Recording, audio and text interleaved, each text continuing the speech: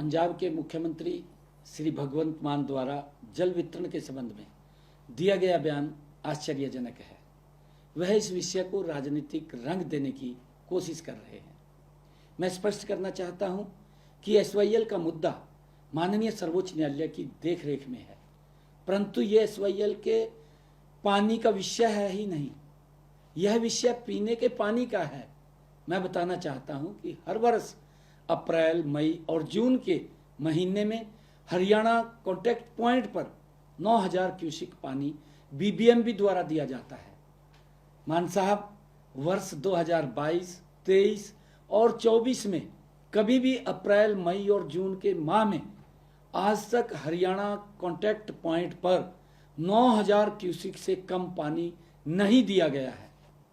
जो पानी BBMB HCP पर भेजता है उसमें दिल्ली के पीने के पानी का हिस्सा 500 क्यूसिक है, राजस्थान के पीने के पानी का हिस्सा 800 क्यूसिक है और खुद पंजाब के पीने के पानी का हिस्सा 400 क्यूसिक है।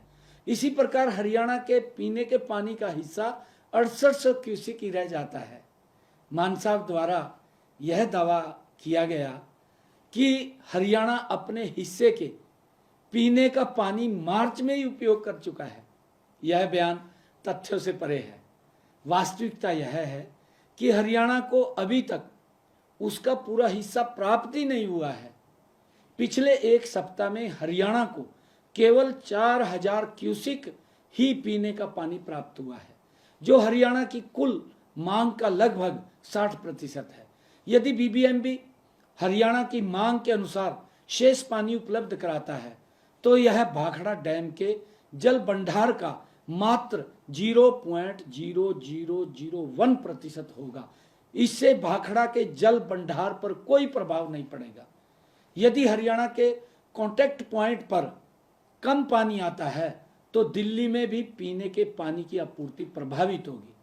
मान साहब, जब तक दिल्ली में आम आदमी पार्टी की सरकार थी तब तक दिल्ली जाने वाले पानी पर आपकी सरकार को कोई आपत्ति नहीं थी, लेकिन अब दिल्ली में आम आदमी पार्टी की सरकार हार गई है तो दिल्ली की जनता को सजा देने के लिए मान साहब यह बयानबाजी क्यों कर रहे हैं।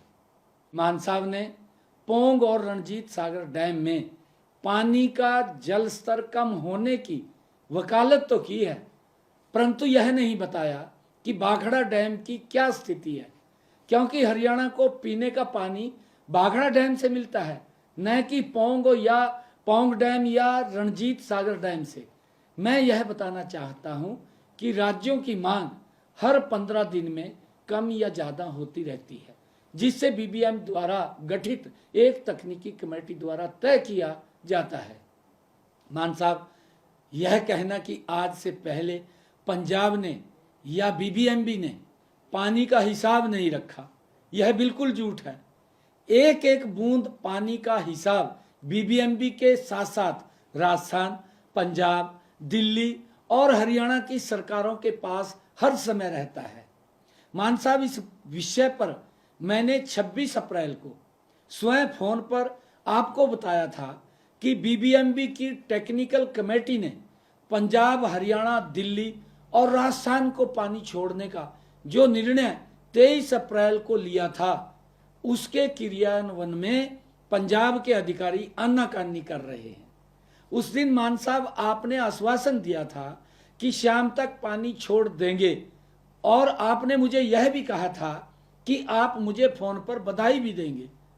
मान साहब, परंतु अगले दिन 27 अप्रैल को दोपहर 2 बजे तक पंजाब के अधिकारियों ने कुछ नहीं किया, बल्कि हरियाणा के अधिकारियों के फोन तक नहीं उठाए। इस पर मैंने अगले दिन आपको पत्र लिखकर इन तथ्यों से अवगत भी कराया है, परंतु मैं हैरान हूं कि 48 घंटे तक पत्र का जवाब देने की बजाय मान साहब आपने एक वीडियो जारी की और आपने राजनीतिक स्वार्थ के लिए तथ्यों को दरकिनार करते हुए हरियाणा के लोगों को भ्रमित करने का प्रयास किया है। मान साहब, हमारी संस्कृति में है कि अगर हमारे घर पर कोई भी व्यक्ति आता है तो पानी पिलाकर हम उसका स्वागत करते हैं।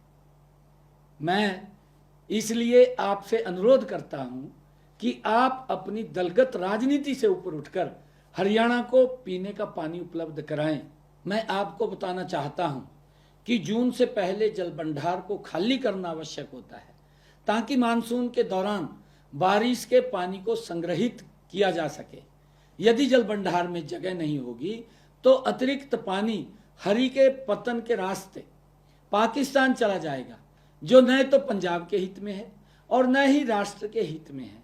मान साहब, मैं आपसे अनुरोध करता हूं कि संकीर्ण दृष्टिकोण से ऊपर उठकर राष्ट्र के हित में सहयोग करें और हरियाणा को उसके उचित पीने के पानी की आपूर्ति सुनिश्चित करें। मैं आपसे ये अपील करना चाहता हूं।